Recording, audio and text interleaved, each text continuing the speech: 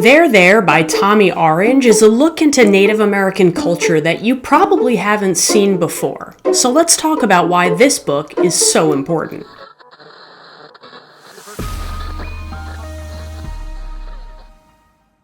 Tommy Orange was born in Oakland, California, and he is a member of the Cheyenne and Arapaho tribes. He got the bug for writing after graduating college when he was working in a bookstore and started reading a whole lot more. I had heard of Wandering Stars, but I picked up There for a book club, and boy, I'm really glad I did. This book is extremely important, and it's not one that was on my radar. To me, this book is exactly what reading is for. It's an opportunity to expand one's awareness through someone else's creativity. This book doesn't really have a main character. It's a series of vignettes about 12 different characters who are all on their way to a powwow. Now, there are connections between the characters, and in some ways they're important, and in other ways they're not. It's a little bit structurally like Welcome to the Goon Squad if you've ever read that book before, except I don't think Tommy Orange makes you work quite as hard to understand the connections. The stories are presented individually, and you're getting snippets of why this powwow is important or maybe not important for all of the characters. They each have a reason that they're heading there, and throughout the story, you learn why for each one. The book definitely communicates a range of emotion: guilt, fear, sadness, hope, all kinds of things that make these characters feel believable. They don't feel like polished fiction characters that you're used to. They feel like everyday people who have their flaws and they have their faults, but they also have the things that they're worried about and looking forward to. It's very clear that Tommy Orange is looking to represent a wide variety of perspectives in the Native American community. And that's not to say that this book covers every single Native American's experience, but he's not trying to limit us to just one portrayal in this story. I think my biggest takeaway as a listener was the historical context for this story. It's set in present day, but Tommy Orange manages to cover so much of the history that has involved victimization and marginalizing of Native Americans in the United States. You see how things have played out over several generations, but it's not told in an accusatory manner, rather a reflective manner that allows you, or me as a white reader, to engage in it without feeling like I'm being called out on something. I mean, I am, but that's not what it felt like.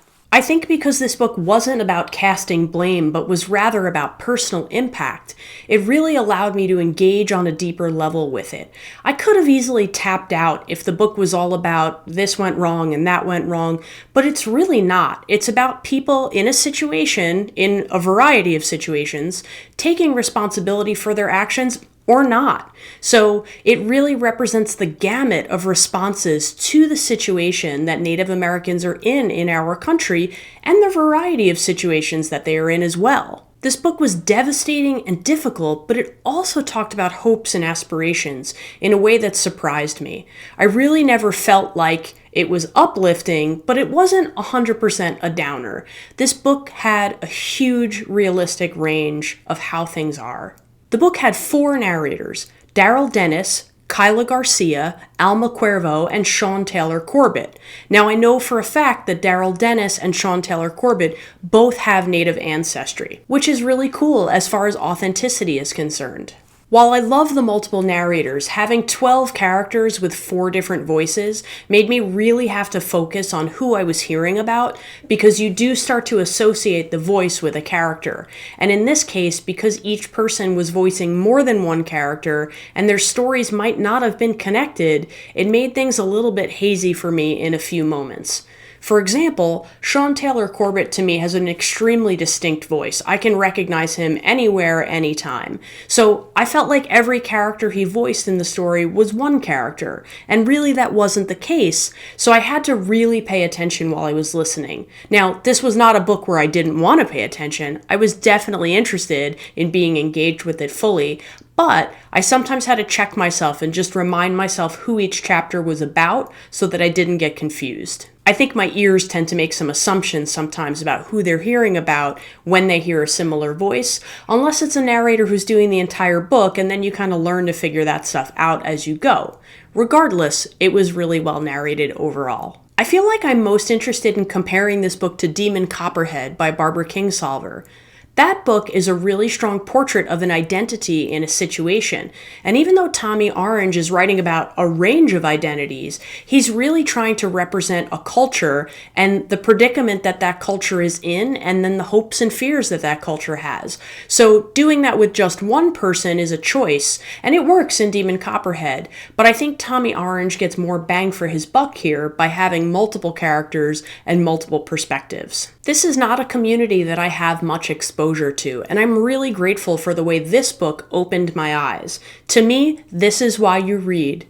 Fiction can bridge lost histories and forgotten stories in a way that a textbook cannot, and Tommy Orange's There did that quite successfully for me. I gave this book a 4.5, and I think it's really a wonderful book for discussion. What I will say, though, if you are starting out with this book and you find that it doesn't grab you, to me the story was fully a crescendo. It didn't have me at the beginning, but I stuck with it, and boy did it pay off in the end. I was really impressed with the conclusion of this story. It was exceedingly powerful, and it moved me in a way that I was not expecting, even maybe at the midway point of the book. I think Tommy Orange's writing is deceivingly simple. It doesn't come across as something that's so complex and involved and woven, but it is. So give this one a shot and find some people to talk about it with. I think that's really important with this story. But remember, you might love what I hate and hate what I love, so make your own opinion. But thanks for listening to mine. See you next time.